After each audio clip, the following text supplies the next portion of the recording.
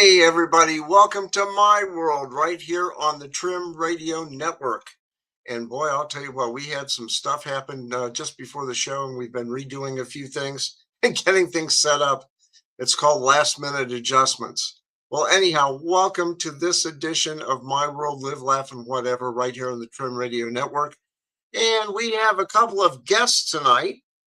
And before we get going, we have to do a few things before I bring in the guests. And we have to do a disclaimer. So nothing in this show should be considered legal, medical, financial, or investment advice. Take what we say with a big grain of salt and always do your own research and due diligence. We're not responsible for and expressly disclaim all liability for damages of any kind arising out of use, reference to, or reliance on any information contained in this broadcast. Any persons or characters mentioned are, for the most part, fictional or as close to it as we can get. So sit back, relax, and chill out. I hope you brought your beverage, your favorite snacks. Are you sitting back in your easy chair? Because we're going to have a good time. It's just like sitting around a coffee table and we're just having fun tonight. Okay, we're talking about a lot of different things. So remember to tell your friends about the show, and we're on live every Wednesday. And with that, guess what? We have to do some stuff about the Trim Radio Network or the bosses will get upset. And we don't want that to happen.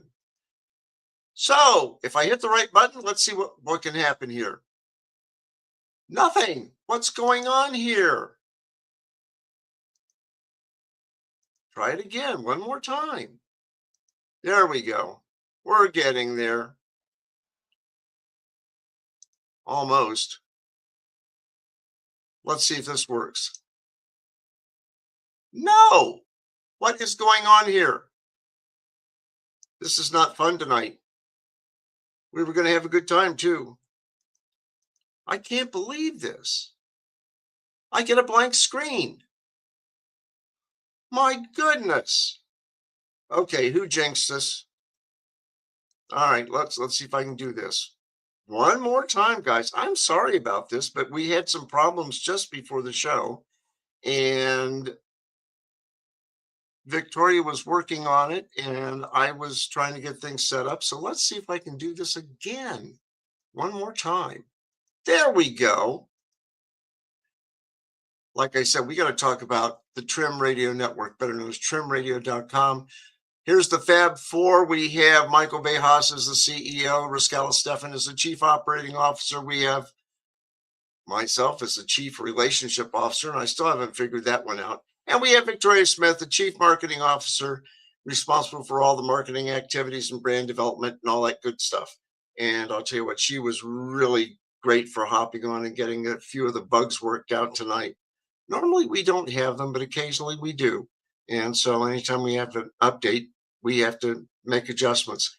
Anyhow, if you want to contact the Trim Radio Network, all you have to do is click on the red button over here. When you do, this comes up and it says, we're here to help you getting your podcast on our network. And put in your name, your phone number. I want to know more about putting on my own show. Here's my email address. Here's my topic I want to do. Tell me how I can get this accomplished. Okay, then click on send message and somebody will be right with you. It's very easy to do. I mean, if I can hit the buttons, you can hit the buttons, okay? Very easy to do. So anyhow, that's the Fab Four. Now we go on to our shows. And I'll tell you what, see that red button's always there, so you can always contact us. We have Money and Change every Sunday night at 7 p.m. We have Life Walk with Christ God, and that's Wednesdays at 7 p.m. My World, Live, Laugh, and Whatever is Wednesdays at 8 p.m. And then we have the Natural Marketer Podcast with Victoria Smith on Thursdays. We have Offside College Football, Top 25 with Michael Bejas, 7 p.m. on Thursdays. We have the Positude Podcast on Fridays. Then on Saturday, we have the Bend Radio Show podcast, and that's Saturday at 1 p.m. and Ranch It Up with Tigger and Beck at 1:30. And then on Saturday night from 9 to 12, we have the Red Pill Reality Show. So you want to check that one because Riscala has a lot of guests he brings on. I've been on the show a few times. We have a lot of fun. Also, we have Revelation with Peter Kling. And guess what? We have our new one, which is Let's Talk About It with Dora. And so that will be coming on. I believe it will be next week, I believe. And, if you want to do your own show, hey, just contact us. Just hit that red button over there, like I explained before, and let us know. Okay. If you want to contact us, you can say, hey, I want to contact Stu. How can I do that? And send me a message. Also, how do you support us? All you have to do is donate for the show to keep us on the air because the airtime is expensive. And what we do is donate our time, efforts, and skills to do the shows because we want to help people. But the airtime is expensive. So none of us get paid, but we do have to pay for airtime. And so that can be a tough one. But anyhow, what you can do is also buy the merchandise, or like Michael Bejas says, buy the merch. And we've got t-shirts, we've got hats, we've got mugs, we've got money and change t-shirts, we've got mugs, more mugs, travel mugs, we've got shirts, and we've got other things on other pages too. And if you click the button, these 4 boxes come up. We've got kids shirts, we've got other mugs. We had morphing mugs at one point. We've got a round mouse pad. Gee whiz, you can't corner the mouse on a round mouse pad, can you? Anyhow, then we also have the Trim Creators Dad's hat. We have the embroidered beanies. And if you have AirPods, we have a rubber case for the AirPods. Okay. And you provide the AirPods and buy our case and you're good to go. Okay. And that's all you need to do. What else is going on? Oh, yeah, Facebook. And I clicked on the button and it took me out of my Facebook page. What the heck is going on here? If you check our Facebook page, it's Trim Radio Network, My World, Live, Laugh, and Whatever. What we do here is we have our show there. That's my AI mug. And it's kind of interesting how we learned to do that. It kind of scared me too. But tonight, we have 2 guests on, and I purposely put that up there so we know that we had 2 guests on tonight. And we have Quentin Coger Kidd and Jessica Sharp will be our guests tonight. And we've got some interesting things to talk about. We really do. So you want to check into that. Also, you can go ahead and check our past shows. And all you have to do is take a look at YouTube and Rumble. YouTube and Rumble. Right after this show is over with, the YouTube show will pop up on the YouTube section for trimradio.com. And then tomorrow morning, Rumble will load, not road. I'm tongue-tied tonight. See what happens when we have to make slight changes before and after? Okay. How about this one? We've got a funny thing before we get going here because it's 10 after, and Emma came up with a good one, and I think she knows how to say, hey, I think we like the show. Let's see what she has to say. 10-4. Yeah, huh? Well, does a dog wag its tail? You dang right. Well, I reckon. Well, does a cat got whiskers? Well, I suppose so. You bet your boots. Ain't no doubt. Sure as the day is long. You're dang skippy. That's a big old affirmative. Darn tootin'. Yes and amen. 10-4. Yeah, huh? Well, does a dog wag its tail? You dang right. Well, I reckon. Well, does a cat got whiskers? Well, I suppose so. You bet your boots. Ain't no doubt. Sure as the day is long. You're dang skippy. That's a big old affirmative. Yep, that's a big old affirmative right there. Whoa, that's Emma. I love that gal. And she has a lot of different fun things on there. And oh no, I think I didn't almost erase something. No, I didn't. Tonight's got me all discombobulated. I'll tell you that right now. Let's see if we can get some people into the show. We've got Quentin. I'm going to add him to the stage. Hello there, Stu. It's good to see you again. Could you hear me? Hello. I see Jess. How are you? I'm doing fine. My wife said she wasn't going to sit here and watch me talk and took the dogs and went to bed. My husband too. He's out doing something. And where did Stu go? Yeah, I was kind of wondering that. Okay, here we go. Too many buttons tonight. Too many changes. And you know, once you get a little bit discombobulated, it's difficult to get back on track. I'll tell you what, today's been one of those crazy days. And when we had to make some changes and things didn't pop up, I had to get a hold of Victoria, and I was in total panic because I didn't have control of that part. And it's like, oh, brother, it's one of those things. And, Jessica, you just have to go with the flow here. We don't really get too formal, but we put the information out there. What we've been talking about, I guess about the last 4 weeks have been the data centers and everything going on. Mhm. And then Quentin had said, hey, you got to talk to Jessica. And because you're doing something a little bit different, but yet it's related to data centers. And we thought we'd get you on. And what do you do with Wilmington with what you're doing? So I'm one of the organizers in the community opposition group here called Wilmington Residents for Responsible Development. Let's see, it's been all consuming for about 3 months now of my life that I have been just organizing and mobilizing residents, providing education, getting the word out about different meetings, networking with council, other communities, things of that nature. It keeps you busy, doesn't it? That and a toddler, yeah. I want to put a plug in for Jess on this. 3 months ago, she didn't have an organization.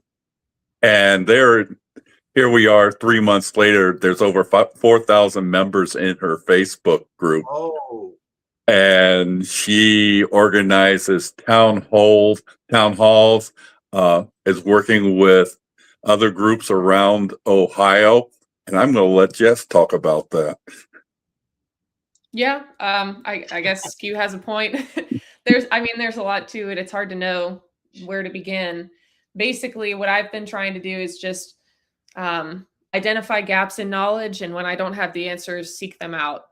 So far, that's been a pretty successful approach. Now, whether our city council has been swayed, I can't speak to that necessarily at this point. But I've been speaking with people pretty much around the country since November, trying to get as much information as we need to make responsible government decisions, on this issue, and putting that out to folks in whatever format works. Well, I'll tell you what, Pickwood didn't exactly get that done. You guys are on the right track. You're seeking all the information, and the people here in Pickwood, I believe up in Sydney too, we're supposed to get data centers, and the land's been taken care of and so forth. And we've talked about that on past shows, but people are saying, well, gee whiz, we're not getting enough information out of the city commission. And that's been the same thing, I guess, up in Sydney too. So anyhow, with all that being said, you've got a very good methodology on how you're doing what you're doing. Okay.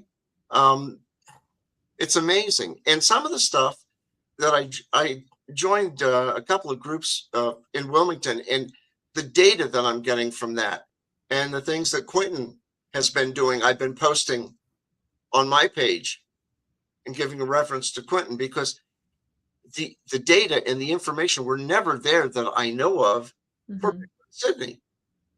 And now people are starting to look at it and saying, oh, hey, wait a minute, this guy's got a point.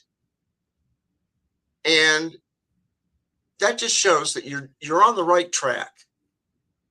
And the information that you've got, the people that you've got involved, it's really great that you're doing that. I got to commend you on it, because you're doing a good job. I appreciate it. I got a lot at stake here. Well, it's really unfortunate for Sydney and Piqua. I feel like you guys are just a month or two ahead of us, but that was before, I feel like, really nationally, news broke about all these sites at the same stage, really just in the last month or two.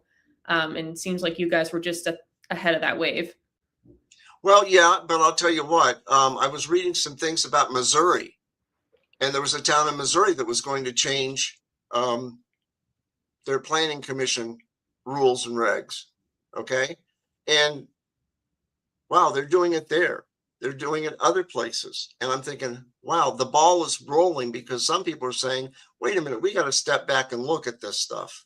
Mm-hmm. We have to check our rules and regulations to see if our city charters, or the way that you have statutory cities, and here in Ohio, you have two types of cities. Mm-hmm. You have either a charter or you have a statutory, which means you run by basically the Ohio Revised Code plus. Okay. And with charters, we have a little bit more flexibility. We have to operate by the Ohio Revised Code, but we can adapt things. We can make some slight changes for charter cities. So that being said, you know, a lot of people are taking a look at this now because of the power requirements, of the water requirements, and everything else. And what you guys have been doing in Wilmington has been fantastic. I think part of the advantage we may have, and it's, you know, it's sort of a two-edged sword, has been the lack of openness from the Port Authority and the city, which meant they left an information vacuum, which meant we got to fill it with what is actually going on, because, you know, they're basically trying to spoon feed a bunch of pablum to citizens and not tell them everything that's going on. When you're saying pablum, you're being kind. I was You waiting said for it to be you said said. I couldn't use those words, Stu. Well, you can say BS, you know. I mean, Bravo Sierra, that works too. Pablum, I've never heard of city commissions having pablum. You know, maybe it's a Southern thing. Well, we'll have to get Emma involved. Okay, see if she can come up with a Southern saying on how we feed commissions. Mm-hmm. Now, Jessica, how many you've got? I think, what is it, 4,000 people? Yeah, or something 5,000? like that. 4,100, I think. And then how many people do you think you reach out beyond this group that you've got? Because this gets out on the internet.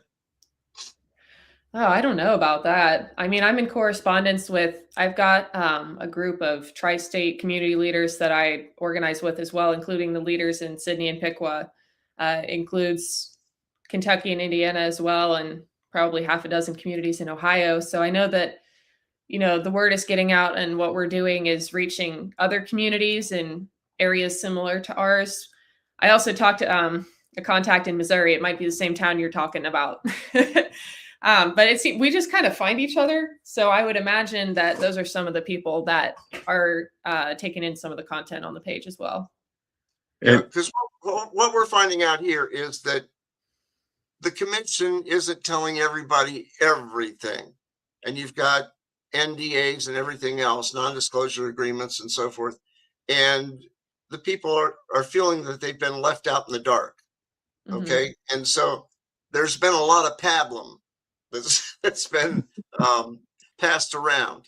Now, how do you organize your group? How did you actually put all this together to formulate what you're doing? Because other groups might want to say, how did Jessica start her group? Well, I reached out. So let's see. I found out about this mess on November the 18th. The next day, I reached out to Molly Boatman. That's just another person that I know in Wilmington she admins another page. And I said, hey, I'm a social worker, but I don't have any kind of online reach. Can you help me put together a Facebook page so we can reach, you know, residents in our community and talk about this issue? So she actually made the page. She's since stepped back. She's got other stuff going on. And so I'm, I guess, the admin at this point, along with a couple other people on our page. But it was really, I mean, really the definition of grassroots organizing. People started posting on the page that had concerns. I took the people I saw posting the most and threw them in a group chat. We went from there. We divided into subcommittees from there based on the needs that we saw at the time and folks' interests and areas of expertise. We've got subcommittees for things like legal research, and I'm going to put that in quotations because we're not lawyers. A ballot referendum, we're going to kick that off here in the next couple of days, depending on the outcome of our council meeting tomorrow.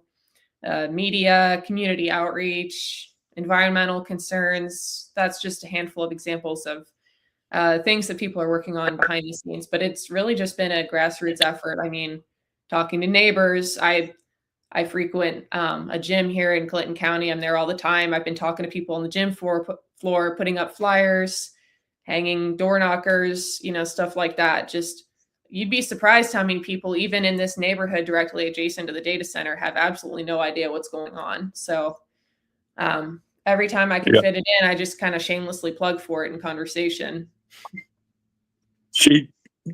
They are doing old-fashioned precinct walking, which I don't think there are any other candidates in Wilmington who are actually doing that or have done that.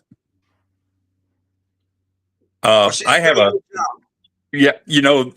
pulling together a group of over 4,000 in 3 months is absolutely amazing. The group I have has been up for a little bit more than 2 years, or right about 2 years. And when the data center stuff happened, I was at around 3,000 members, and I'm up around 4,700, 4,800 members now. I have roughly 18,000 views a day of my posts, and over last 90 days, I had about 1.7 million views of posts that I have written. Wow. 200 and some thousand different viewers, and they're all over the country. The Facebook algorithm is really, if you're credible, the Facebook algorithm is boosting this topic. Mm-hmm. Well, I'll tell you what, you're going out all over the world because we're on the World Wide Web. Mm-hmm. And I'll tell you what, for my Money and Change show, I've got people, believe it or not, in Myanmar, which used to be Burma, India, South Africa, Kenya, North America. Hopefully people in South America speak English, because I don't speak Spanish. And, we're just all over the world with the World Wide Web. And that's why the Trim Radio Network went that way. We were originally WTRM FM in Columbia, South Carolina. And now we're out all over the world. So, Jessica, you just went out all over the world. And it'll be repeated on YouTube. So I'm going to take that opportunity to plug for our website. It's wilmingtondatacenter.org. See, I told you, every time I get the chance, shameless plug for the group. Well, do it again. Yeah, so the website is wilmingtondatacenter.org, and then our Facebook is Wilmington Residents for Responsible Development. Bingo. Now it's gone out all over the world, and hopefully you'll get another 15 or 20,000 people getting into your group. How's that? Or more. You never know. And as an older senior adult who, have been told we don't need the opinions of you guys that are over 60, I'm excited to see young leaders like Jess stepping up and becoming active in the community. It is something every community needs. And there's a group of people who belong to her group that I'm excited to see that are participating in the future of what will be Wilmington. When I have been involved in community building, I have talked about, we aren't building this for ourselves. We're building it for our children. Well, in my case, it'll be my grandchildren. Mm-hmm. And that's what has to happen. And, sometimes you get in some city commissions, well, the members will be elected and they'll sit up there and they might meet before an executive session, then come out and do whatever they want to do. And then they say, okay, you've got 3 minutes to talk. And then the line of people are there, and the hours get late, and then they say, well, it's time to go, that type of thing. Or you have other people on the commission that want to take the pay for being on the commission, which I believe in Pickwa's case is $5,000 a year, I think is what you get. And if you're mayor, you get a little bit more. And the mayor is also a commissioner. But you have that going on, and it's like, okay, we'll start at 6 o'clock, but we want to get out of here by 9 o'clock. And maybe they delay discussing things. hoping that people will leave, or they'll get fed up and leave. And sometimes you only have maybe, well, I'll say 5, 6 people at the commission meetings. And other times when the topic is hot, you might get 40 or 50. Mm-hmm. And that's just what we run into. And, you know, in Wilmington, it seems like you guys are a little bit more on the ball and doing what needs to be done the right way. Mm-hmm. And it's due to your organization with the Wilmington Residents for Responsible Development. See, I gave that plug too. Yeah, so I think that's something to highlight. We're being told by our city council that we're just a vocal minority, but I think when you look at, you know, not only our membership on the page, of which about half is people local here to Clinton County, so that's roughly 2,000 folks, but also the sustained turnout we've had at these meetings. You know, these are inconvenient, right before bed, during work hours is when the planning commission meets. Yeah. You know, kids' bedtimes, and people are still making it a priority to turn out. You know, and for my generation, this is a generation that is so beaten down with just like making the bills and surviving day to day that I really think that's why we haven't had more civic engagement, and why you're majority seeing, you know, older folks are the ones who are continuing to stay engaged in that way. So when we're turning out, something is a big deal. Like like on Thursday this week, I'll be missing bedtime for my 17-month-old daughter, you know, throwing my husband to the wolves to get her to bed. That's a big deal. That's, I mean, and I don't go anywhere. So, you know, if I'm turning out for council and you see lots of young people there and young families, and we even had a community mom, she came in wearing her newborn, you know, in a baby carrier. That should tell you something about who this issue affects. About how many people show up at the commission meetings? A couple of the major meetings, we had 35, 40 speakers. It's been less and less since then because the city hasn't really done a very good job of accommodating us in a space that we need. And I think people are starting to get discouraged. Basically, if you're going to be stuck in the overflow room downstairs with no video, you might as well just stay home and watch it on your TV. And I understand that.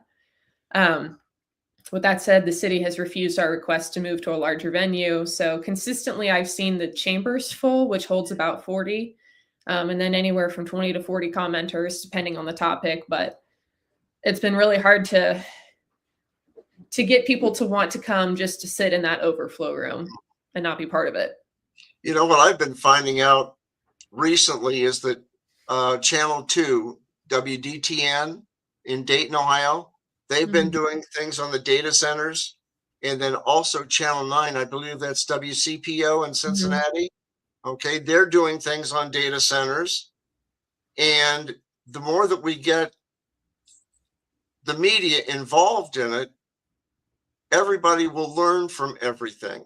And I think, you know, it's like the politicians wanted to keep people like mushrooms. Keep them in the dark to grow, but just keep them in the dark and feed them pablum. It's my sense of humor now. And Quentin, you started that, okay? But that's how you grow mushrooms. You keep them in the dark and you feed them a lot of pablum. So what I think has to happen is bring it all out into the light. And that's what you're doing, Jessica. And that's the more that can be brought out in the light, the more the elected officials and even the businesses will say, hey, wait a minute, these guys are asking a lot of questions and we got to figure out how we're going to answer it. And hopefully it's very truthful and they're upfront about the whole thing. Yeah, I haven't really seen that to be the case. I will say that has also been a primary strategy of mine, is public exposure and putting them in a position where we control the narrative and they have to respond. And I've achieved that by, like you said, contacting the media, every station that will listen early on, having them follow us through this, but also getting back into the meeting minutes, the videos, identifying discrepancies, you know, breakdowns in public process for how they handled this case versus others, improper advocacy by different agencies in the city, bringing all of that stuff to light and really showing people that it's not even so much a data center issue, it's a governance issue. And that's where Q's tie-in is to this issue. And I'm sure he could speak about that all night. Probably. I think I have before. One of the things I like about what Jess has organized is the networking that's going around, that she's pulled people in from other communities, particularly the tri-state, and they're looking at doing a symposium on, what is that date, March 21st, with some Yeah, speakers. it's not a firm date yet, but yes. Yeah, but tentatively March 21st with some speakers from different areas. But there are things like, we hear the complaint, well, these people aren't city residents. They live in the county. Well, they have impacts as well. And one of the other tri-state members mentioned that they sent a letter to their county prosecutor asking them to stand up for the county residents and the impacts that the county residents will have because of the data centers. And I took that, added a little bit more to it based upon what I knew here, added in the trustees that the property was annexed from, because the annex agreement says that the city will mitigate certain things. So I took that, expanded it to say, hey, these are the impacts that are going to happen. As the county prosecutor and as township trustees, you're responsible for protecting your constituents. What are you going to do? Now, it will be a week. It's only been like 3 days since I sent it, so 3 business days. So I haven't gotten a response back yet. But we have to hold people accountable to do their jobs. And sometimes it takes some public shaming.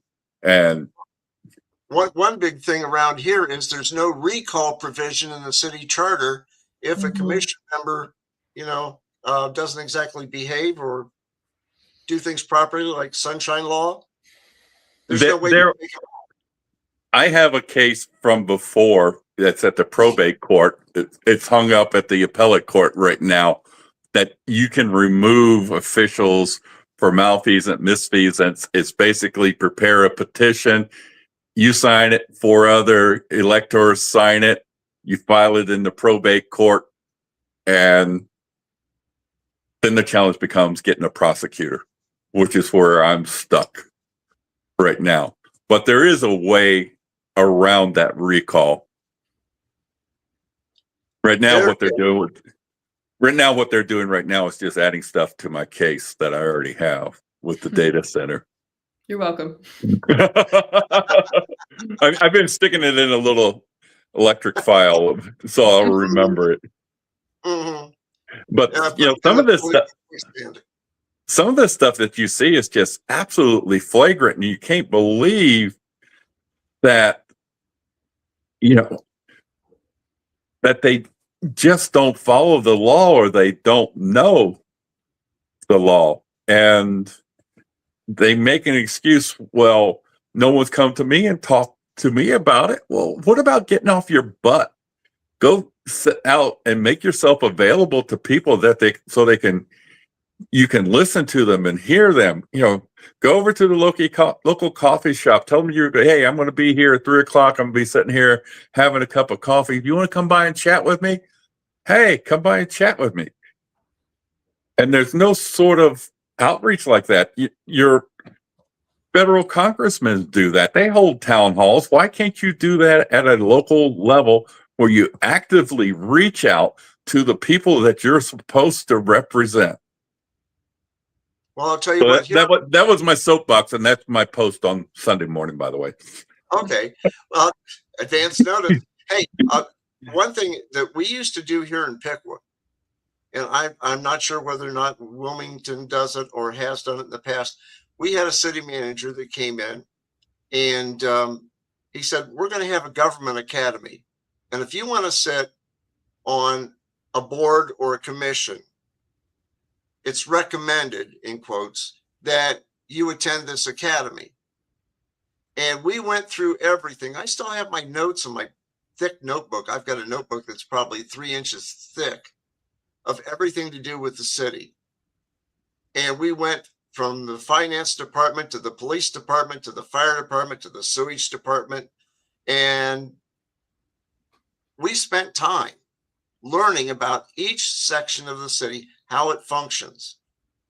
everybody's duties and how everything functions. Everything was great until we had to take the tour of the sewage plant. It was interesting, but it was something you don't want to hang around, you know. And people that have raised animals on a farm would know what I'm talking about. There's a lot of it flowing. Okay. But I do have a sense of humor, Jess. I'm sorry. But we learned about government, and not all cities do that, but that's what he did when he was in Indiana. And he had Fishers, Indiana. And Fishers was basically a small town of 17,000, and now it's almost 100,000. And it's a big place. It's north of Indianapolis, and it has really seen a lot of growth. And he's since retired. Well, the new guy coming in did not resurrect or continue the government academy. And I think that ought to be a prerequisite for anybody that wants to be a commissioner, whether it's a county commissioner, everybody learning about the county, or whether they're in city government. You have to go through a government academy to know what's going on. One of my early public record requests that something I stumbled across is elected officials are supposed to take sunshine law training and get a certificate issued. And I asked for that, probably about this time last year. And there were only, out of all of the elected officials I asked for the training, I think there's, let me count one, the 8 council members, who includes the president, the mayor, so let's say 12 people, only 2 of them had actually taken it. Oh my goodness.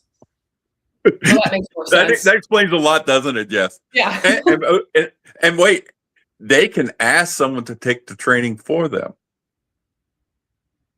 Can I have somebody take my exams for me? Is that kind of the same idea there? Seriously, they can ask that a staff member take the sunshine law training for them. How about ethics training? That's an issue we're coming across as well. I used to be a fraud examiner, so it's something I'm really conscious of because I investigated people who had ethical issues, and they just don't seem to have a base understanding of, it's not just, do you have a conflict? Is there an appearance of conflict? And that's, neither of those are illegal. What's illegal is then when you act and you have that conflict. And I don't even know what to say about that. When I worked with the state, I was in Columbus at our main office. And the first thing we did, and I handled training for our division and new development for business. And I had to take ethics training. That was the first thing they did. They put you in a room with probably 40 or 50 other people, and you had ethics training. And it was drilled in your head. The next thing you had was sunshine law and everything you had to do with sunshine law. And that was drilled into your head. So now you have 2 holes in your head, right? Among the others that you were born with. And they constantly said, okay, now this is how it's supposed to be. And yet you had people that were, let's see, what do I want to call them? Board members, commissioners that didn't believe that they had to adhere to certain rules. And they got caught violating them, and it caused a big upheaval within the commission. But those were the 2 things, sunshine law and ethics. And that was drilled into everybody's head. Now, I would hope that the commissioners would be able to take that and show proof of it and not have somebody else take the test for them.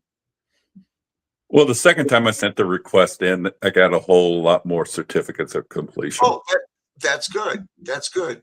You know, That's- some of them were dated the day of the request. So, but they took it. Or somebody took it. No, they took it because the council clerk said she wasn't going to do it for them.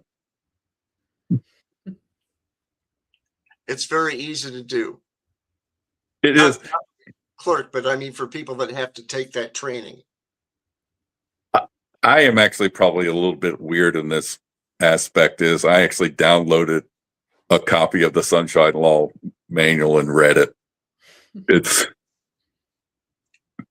just one of those things that I do. It's called government paperwork. Well, no, I did that as a private citizen Oh yeah, I know, but year before last. when you're working for the state, that's Yeah. a lot of paper. Well, and that raises the question too of why we have to spoon feed them this information. That's what I would like to know. Why did I have to become an overnight expert on all things data center and community organizing and everything else? Because the people in power didn't have the time? Like, I've got other things to do. You know, I'm not getting paid. That's right. But it's important that we did get involved, because if we didn't get involved, then this wouldn't come to light. Mm-hmm. Because, you know, you find out a lot about the possibility of water pollution or groundwater pollution versus surface water pollution, putting the effluent back into the rivers. You're talking about possible air pollution. You're talking about electromagnetic frequency problems, noise problems, and nobody really brought that out when the data centers were talked about. Mm-hmm. And that's a problem. Jess did some really amazing base level research when she first spun up her group, you know, and contacted some organizations that helped her. You want to like what is the CEDS and Yep. a good job first. So the first day I contacted Molly to help me make a page, and the second day I contacted the Community and Environmental Defense Service, or CEDS is what I call them. And they're not specialists in data centers, but they offer expertise with communities trying to resist poor development proposals, basically that are going to negatively impact an area. And so it's really been a learning process for both of us, myself and Richard, who runs that organization, in discovering everything that there is to know about data centers and getting that information out to not only our community, but to others as well. But yeah, he's been instrumental in helping me to do that baseline research. There's a lot of research that you've done that's been fantastic. And the people helping you along the way, I'll tell you what. Mm-hmm. Because some of the stuff that I'm seeing and some of the things that Quentin has published online, those are eye openers. Okay. Mm-hmm. And I wish that the people up here would have known in advance all this information that's out there. And so hopefully they're following us along and they're listening to the show or watching the show. One of the things I had done early on, with my background as an elected official out in California, we were the fastest growing city in California during the 1990s. So I did a lot of land use decisions, was involved with a lot of environmental work, sewer plants, landfills, garbage trucks. We were a full service city with everything except for a fire department. And so I approached this from a land use basis because that was what my background was and was familiar with the environmental law.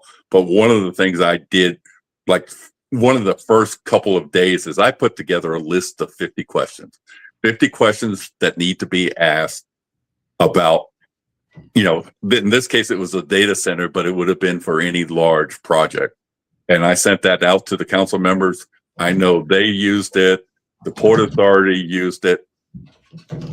Doesn't mean they were candid with the work that they did, but it ended up being a resource. So my approach was, like with the CEDS, was, hey, this is a land use project. Let's approach it like that. And then fortunately, Jess identified a whole bunch of environmental issues that I did not know about, like what is it, the C wave sounds.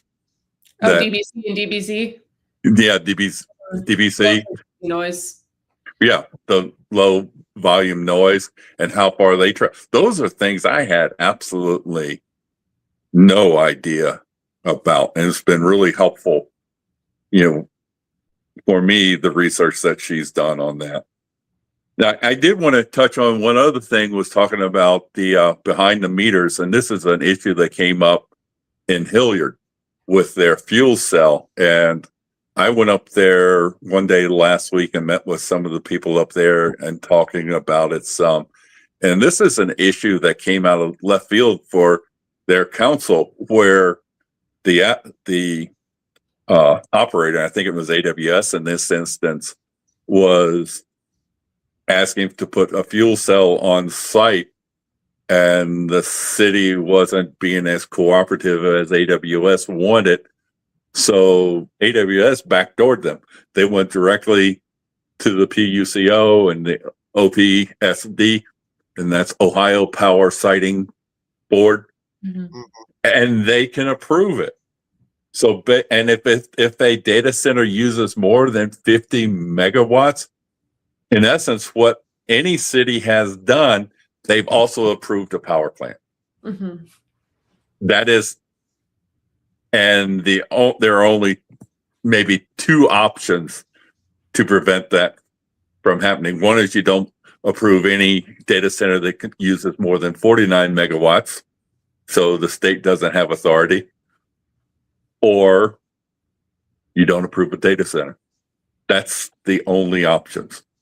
And it really takes a lot of local control out of that. And so the other day I was going around pulling up pipelines. There's a national pipeline service that will show you which gas pipelines are in your area, and looking at that and looking at where they were sited. And they were actually up at the north part of the county from us, pretty good ways, probably 7 or 8 miles away from the data center site where they actually crossed the road. I went up there and checked where they crossed the road.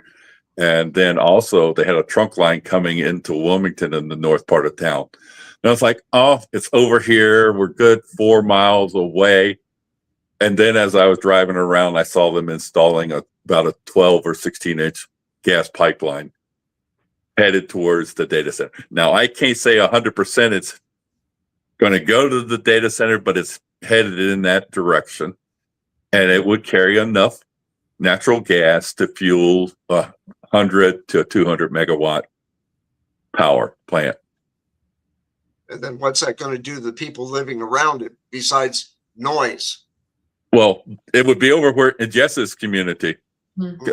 Jess's backyard, her back door is 50 foot from the property line where the data center is going to go. Wow.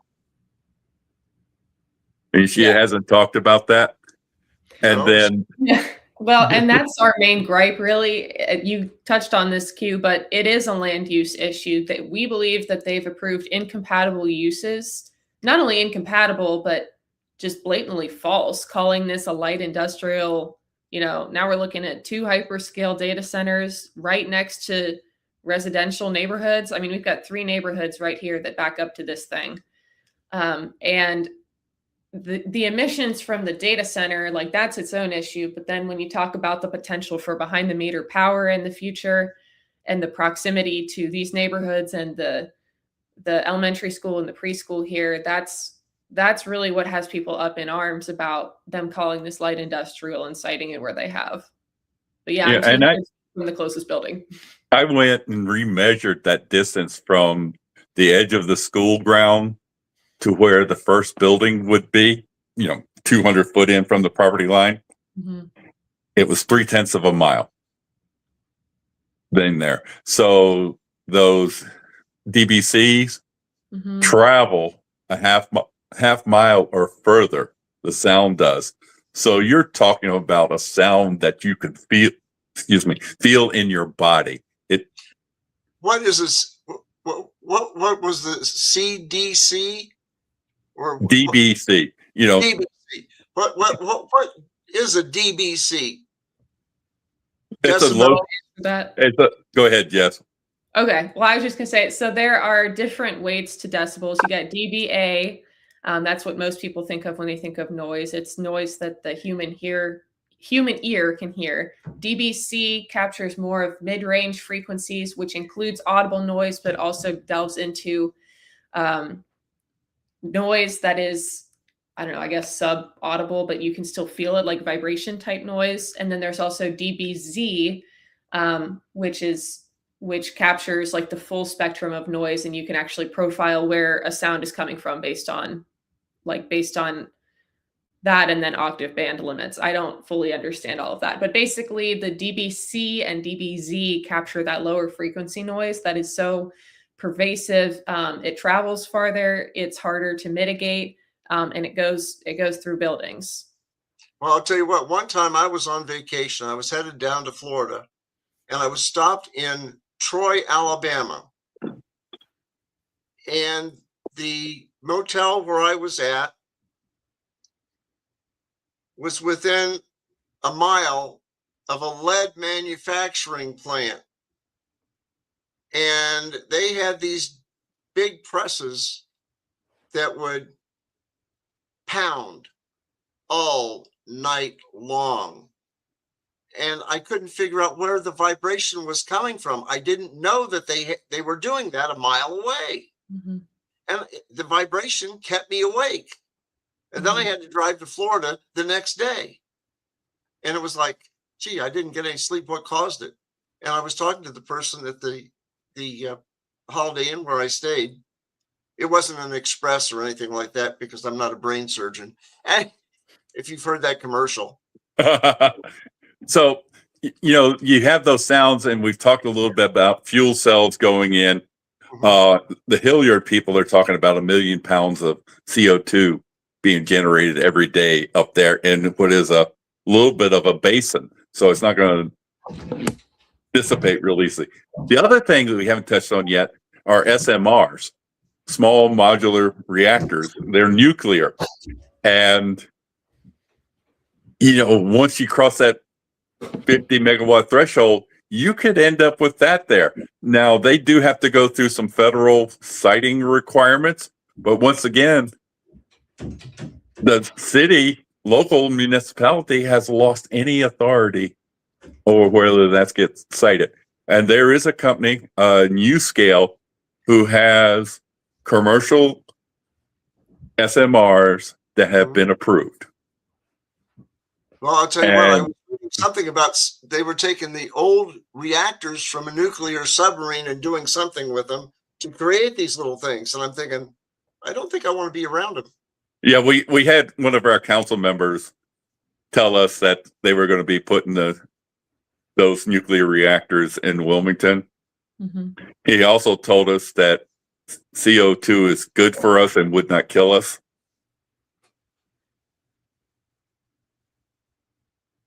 Well, so to me, that was an admission that they are planning behind the meter power. That's how I interpreted that. Yeah, I did as well. That's why I hopped on that topic so quickly. It's really just, what's their source going to be? I think it's probably going to be fuel cells as an intermediate, and that's why they're putting in the infrastructure now for the natural gas pipelines. And then when they could produce those small modular reactors at scale, they'll probably move to that. And here they were talking about diesel. Well, you've got that too for backup power. So yeah, you just got the whole spectrum. 252 at the first data center site, 252 diesel generators, and those are typically 2.75 to 3 megawatts. Mm-hmm. And you have to have a lot of fuel on site. I can imagine. And I know you did the calculations on what type of fuel you would need and comparing that to the size of a house. Yes. Mm-hmm. It was awesome.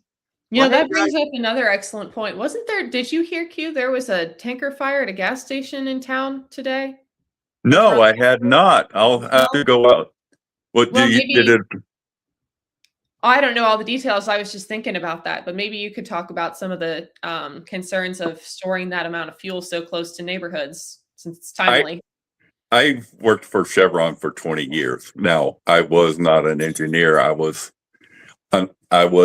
as an operations auditor. So that meant I was at refineries, at chemical plants, out in the oil field, climbing up on top of stock tanks. So I've had a lot of that safety training required, how to pull orifice plates and check them, how to calibrate meters and all that sort of thing. In addition to that, my dad worked for the Williams Company at one of their transcontinental pipelines. We lived like 300 feet from the compressor station. You talk about vibrations. We had toothpicks in the windows to keep them from rattling. And I'm not afraid of it, but I respect it. And natural gas is scary if you have an issue with it. Even diesel fuel, if it's mishandled, you think of it as being a liquid. Yeah, it's a liquid, but that liquid gives off vapor. And that's what you have a risk of igniting. And once you have that vapor ignite, now you have the fire risk and all of that. It's fortunately not as volatile as gasoline, but that's not to say that it wouldn't burn. it burns. It burns. Hey, It burns. We are running out of time. Wow, this It always happens. So quickly. It always happens, Quentin. It always happens. Jessica, thanks for being on the show. I really appreciate it. Good luck with everything going with your groups. Okay. Keep us informed and let us know how everything's progressing in Wilmington, because I'll tell you what, Pickering and Sydney can use the data. Okay. Mm-hmm. Quentin, we'll be talking again. Okay. All right. With that, guys, we have to bail out of here. Have a good week. We'll see you on Money and Change Sunday at 8 p.m. or 7 p.m. because we're done at 8 p.m. Anyhow, see you on Sunday at 7 p.m. And next Wednesday, we'll be here live right here on WTRM, better known as trimradio.com. With that, have a good week. Thanks, guys. See ya.